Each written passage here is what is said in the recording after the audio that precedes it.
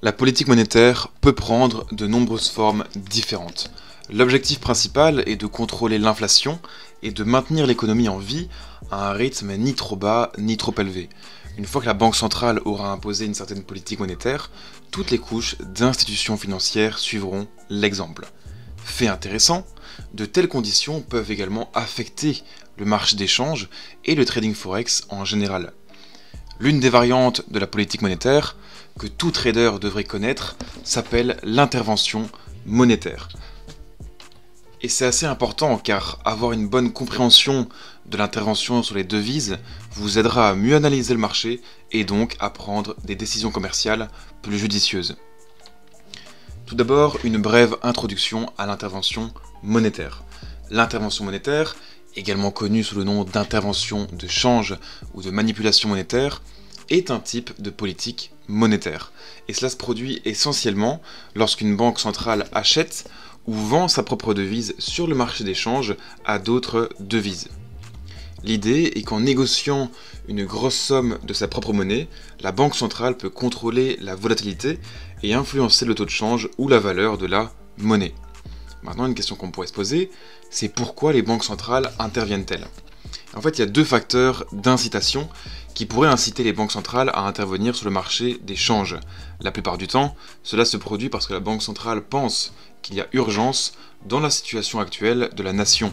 Et le sentiment d'urgence est généralement l'élément déclencheur qui leur donne l'impression qu'ils doivent redresser la situation en intervenant sur les devises. En dehors de cela, la pression externe peut également affecter la décision de la Banque centrale d'agir sur le marché. Généralement, les banques centrales ont plusieurs objectifs à l'esprit lorsqu'elles interviennent sur les devises. Le premier est de fournir des liquidités et de stabiliser les fluctuations du taux de change. Parfois, des événements financiers à court terme peuvent entraîner une forte variation d'une devise dans une direction et déclencher l'intervention des banques centrales.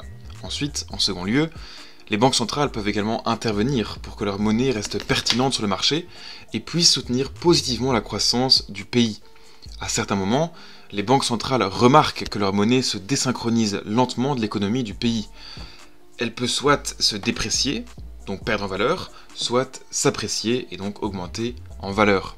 Par exemple, les pays qui dépendent fortement des exportations peuvent constater que la valeur de leur monnaie est trop élevée pour que les autres pays achètent leurs marchandises, ce qui rend le pays moins compétitif sur le marché. Par conséquent, ils doivent abaisser le taux de change pour augmenter l'exportation et soutenir la croissance économique du pays.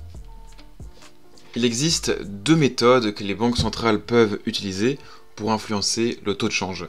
Donc on a tout d'abord l'intervention directe. Et en fait, c'est la méthode par laquelle les banques centrales achètent ou vendent leur monnaie nationale. Disons que la Banque centrale est la Banque de réserve fédérale américaine, donc la Fed, et que la monnaie nationale est le dollar américain, et que la monnaie étrangère est la livre. Si la Fed veut réduire la valeur des dollars, elle doit vendre les dollars en échange de livres. Et cette transaction augmentera l'offre de dollars sur le marché, entraînant une dépréciation de leur valeur. En revanche, si la Fed veut augmenter la valeur du dollar, elle devra faire tout le contraire de la transaction expliquée juste avant, c'est-à-dire acheter les dollars en échange de livres. Et la demande accrue de dollars fera augmenter sa valeur, entraînant une appréciation du dollar. Bien évidemment, il convient de noter que la Fed a un pouvoir limité pour augmenter la valeur du dollar. Afin d'acheter des dollars en livres, la Fed doit disposer de suffisamment de livres à échanger. Une telle détention d'actifs étrangers est appelée réserve de change. Et les banques centrales accumulent généralement leurs réserves de change au fil du temps et les conservent en cas d'intervention sur les devises. Ceci étant dit, la mesure dans laquelle la Fed peut augmenter la valeur du dollar par rapport à la livre dépendra de la quantité de livres disponibles dans leurs réserves. En fonction des modifications de la base monétaire, les interventions directes peuvent être classées en deux grands types, à savoir les interventions stérilisées et les interventions non stérilisées. Pour ne pas trop rentrer dans des détails assez complexes, en gros, une intervention stérilisée a pour objectif d'avoir un impact sur le taux de change tout en laissant la base monétaire inchangée, alors qu'une intervention non stérilisée affecte à la fois la base monétaire du pays et le taux de change. Comme seconde méthode, on a donc l'intervention indirecte. Donc l'intervention indirecte signifie que les banques centrales prennent certaines mesures qui influencent indirectement le taux de change. Par exemple, on peut citer le contrôle des capitaux, avec la taxation des transactions internationales, et le contrôle des changes, donc avec des restrictions des échanges de devises. Et l'une de ces caractéristiques notables est que comparé à l'intervention directe sur le marché des changes, ce type d'intervention prend un peu plus de temps pour montrer son influence sur le taux de change. Petit contexte historique, l'intervention monétaire remonte en fait à bien avant l'ère de la mondialisation. La première intervention monétaire a eu lieu au début des années 1920, lorsque la Fed a décidé d'intervenir sur le marché en achetant de l'or et en vendant des dollars américains simultanément. Au cours des années suivantes, plusieurs interventions monétaires notables ont eu lieu, de sorte que cette politique a été adoptée plus couramment par diverses banques centrales. Dans certains cas, l'intervention monétaire est également utilisée comme une action collective par plusieurs pays. En 2011, une autre intervention monétaire de grande ampleur a eu lieu lorsque les États-Unis ont décidé d'intervenir sur la force relative du yen japonais, et cette intervention s'inscrivait dans le cadre d'un mouvement collectif visant à aider le Japon qui venait de subir un violent tremblement de terre. Les États-Unis et d'autres pays du G7 ont réussi à faire augmenter la valeur du yen par rapport au dollar américain de 5% en l'espace de 5 jours seulement. Et enfin, petite réflexion finale, quelles sont du coup les implications des interventions monétaires pour les traders Forex ? À première vue, l'intervention monétaire peut sembler sans intérêt pour les cambistes, car elle concerne principalement la manière dont une banque centrale peut sauver son économie de la crise et d'autres préoccupations nationales. En fait, la compréhension du concept d'intervention monétaire est indispensable pour tout trader sur le marché des changes, car elle peut avoir une incidence considérable sur le cours des devises et la dynamique du marché en général. Les interventions sur les devises peuvent provoquer une volatilité extrême sur le marché des changes.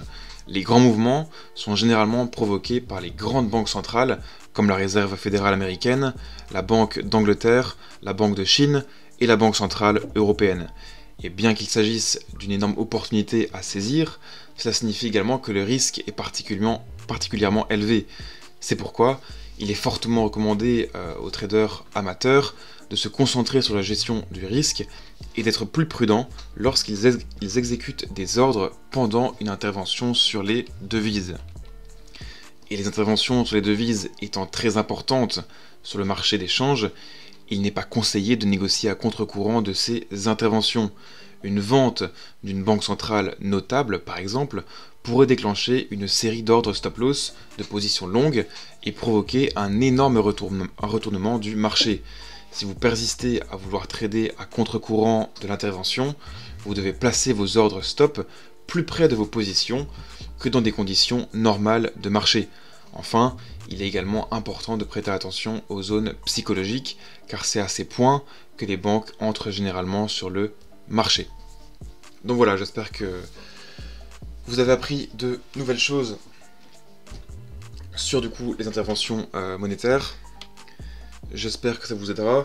Bien évidemment, voilà, j'essaie de vous partager du contenu sans réaliser une vidéo de 30-40 minutes, même si parfois vous me le demandez, mais c'est assez long à réaliser, et peut-être barbant pour la majeure partie d'entre vous. Donc je vous conseille vraiment de vous renseigner davantage sur ces sujets, d'améliorer vos connaissances, car c'est extrêmement important, et c'est même essentiel si vous tradez le Forex. Donc voilà, merci à vous d'avoir écouté cette vidéo. Je vous souhaite à toutes et à tous une bonne semaine. Et voilà, à bientôt. Ciao ciao. The top feels so much better than the bottom.